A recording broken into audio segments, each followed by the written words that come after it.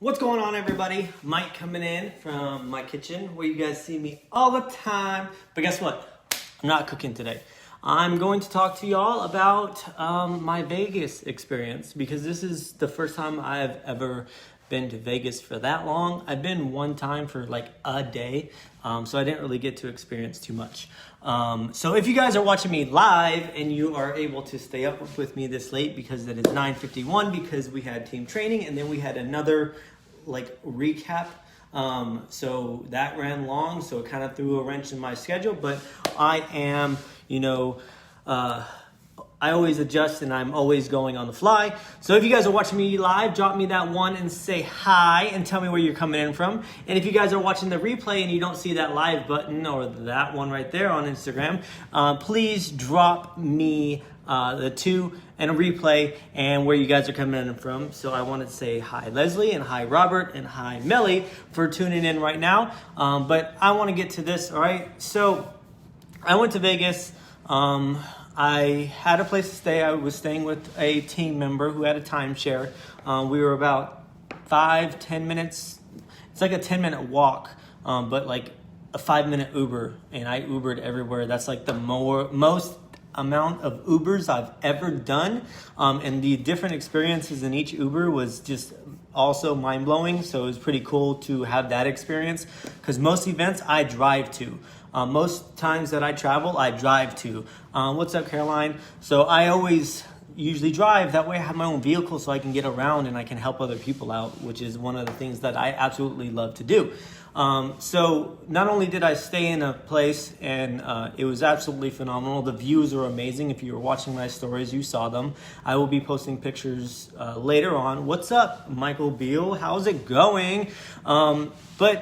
Like the very first day I got there, we went and we literally walked the strip. I think I walked like 12 miles the very first day. We just walked to the different hotels. Now, let me tell you guys, these hotels are extravagant. Like, you go in them and there's two things you smell as long as you're not in the casino. Because when you're in the casino, it smells like smoking cigars and alcohol. All right, so that's the number one smell in those. Two, when you're in the shopping areas, you either smell some amazing cologne and perfume because they have some really high-end shops and they got some really good prices. Or three, you smell some amazing food, all right? So now we're on food. I love food. I do keto and low carb because I love food and I try to find better ways of eating that amazing food. But I didn't stay keto or low carb at all when I was in Vegas, all right? I have a tool that I use to help me out with that aspect. So I just pretty much ate what I wanted. I ate at places that people told me I should eat at. I ate at, I think, 2, maybe 3 buffets. And then I ate just things that were on the strip that just sounded interesting to myself or the group of people that I was traveling with, all right? These hotels, like I was saying, each hotel has its own theme. So if you like Italian or if you like French, there's a hotel for you. If you like Egyptian themed, there's a hotel for you. If you want to be in a straight up castle, literally a castle, there's a hotel for you. If you want to have like an experience kind of like the old Vegas, there's a hotel for you. And each of these hotels have different things, all right?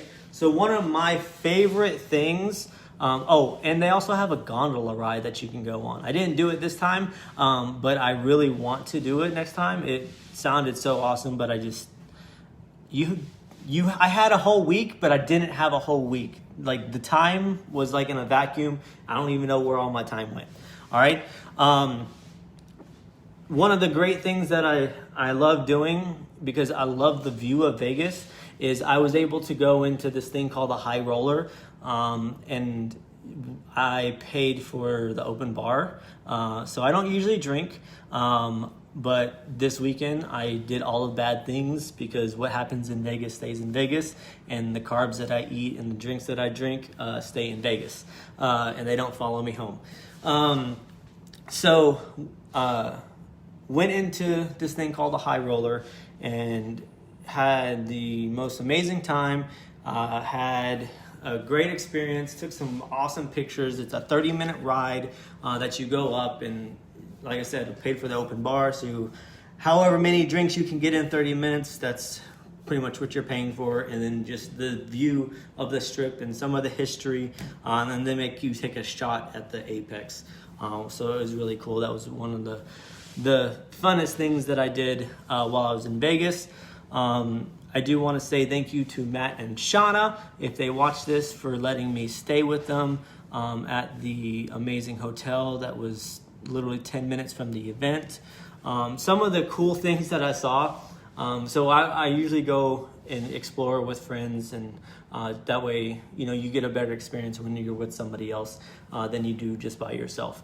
So I loved the fact that I had a friend that just kind of got antsy in a way whenever like the showgirls would come down the street, and they were like pressuring people to like take pictures with them, and some of them, all they had was like pasties on. So it was completely hilarious every time they would come down. I was trying to get her to take a picture with them, but she was just like turning the other direction.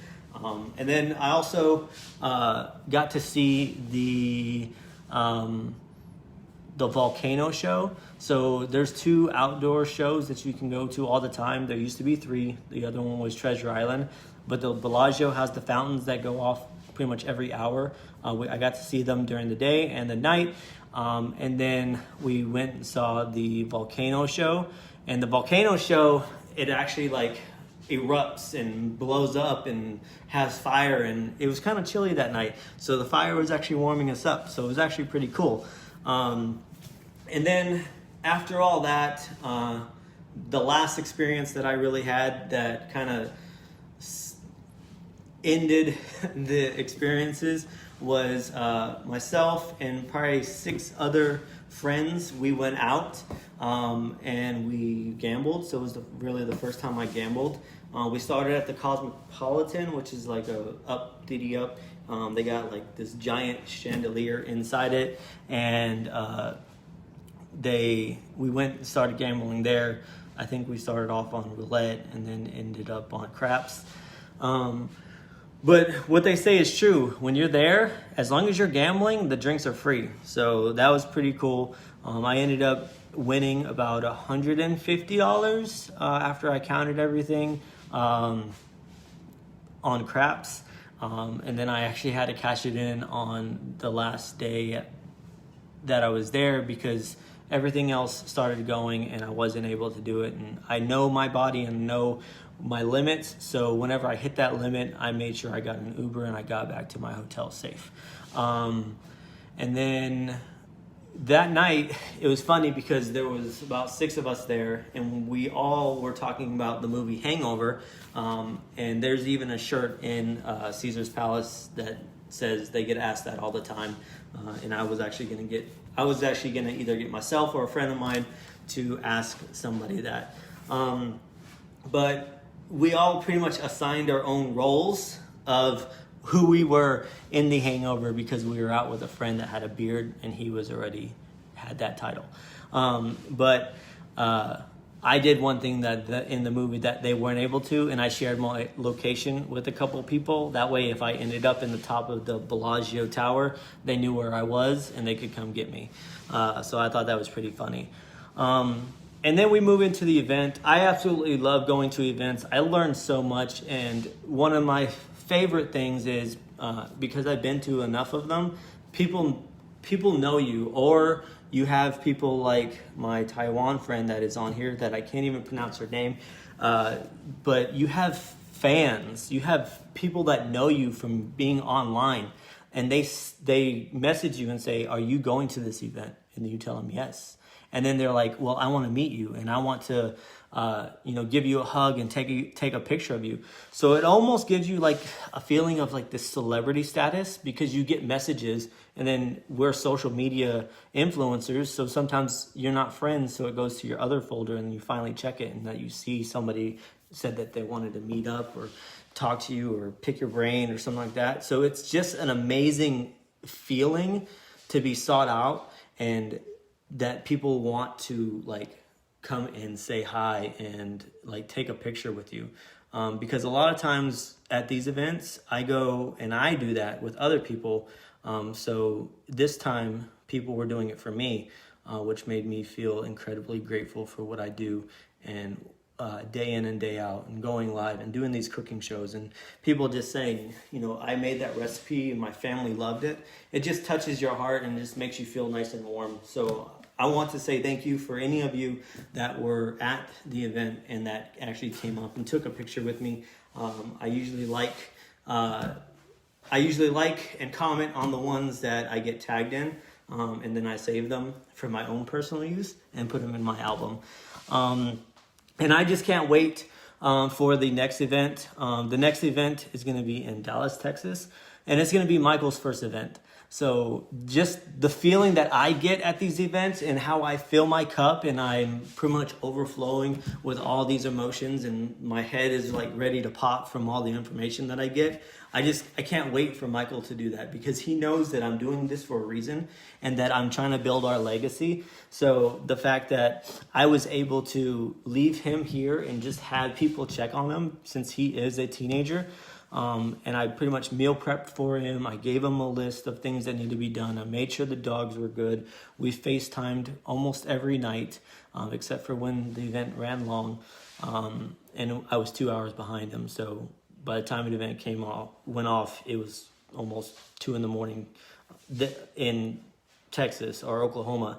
So I wasn't able to call him, but I tried to make sure that I called him and FaceTime him, and he took a bunch of pictures and everything else. So I'm incredibly thankful that I am able to experience what I have in the last 6 months or so, and being able to build something for Michael. And the fact that he's going to be coming with me to the Dallas event, and he gets to see everything, and he gets to see the amount of people that stop us and take pictures with us and talk to each other. And we are gathering stories. That way we can tell our stories to other people. That way we can better as many people as we can. Excuse me, just 1 second. It's just going to be another mind-blowing experience, because he doesn't know what he's in for. He just knows that every time I come back, I'm full of excitement. I'm extremely motivated, and we just have a fire lit under us, and we just grow and grow and grow. So the fact that he's going to be able to help me at that point is going to be a game changer. So that is pretty much my Vegas experience. It was absolutely phenomenal. I can't wait to go back. I still need to hit up Fremont Street. I still need to ride the roller coaster. And there's like 2 buffets that I did not get to hit, because there's literally not enough time in Vegas. I was there practically a week, and I didn't even get everything on my live list that I wanted to done. So I'm not going to keep y'all on here anymore because I know it's 10 o'clock my time, which means it's sometimes, yes, and the zip lines. I want to do both zip lines. I tried to get one of my friends to do it, but they were too chicken. They said they would die, but I saw people do them and they didn't die. So maybe I can get some of y'all to help me get one of my friends to do the zip lines next time, because they like a challenge. So I'm pretty sure if I posted it on Facebook and it got a whole lot of interaction, that they wouldn't be able to say no. So with that being said, I'm going to say good night from my end of the world, but I want to say I hope you have a great morning, afternoon, or evening, depending on where you are watching from. And I will check you guys on my next live, which will be tomorrow, and it will definitely be before 9-10 o'clock. I will ensure that to you.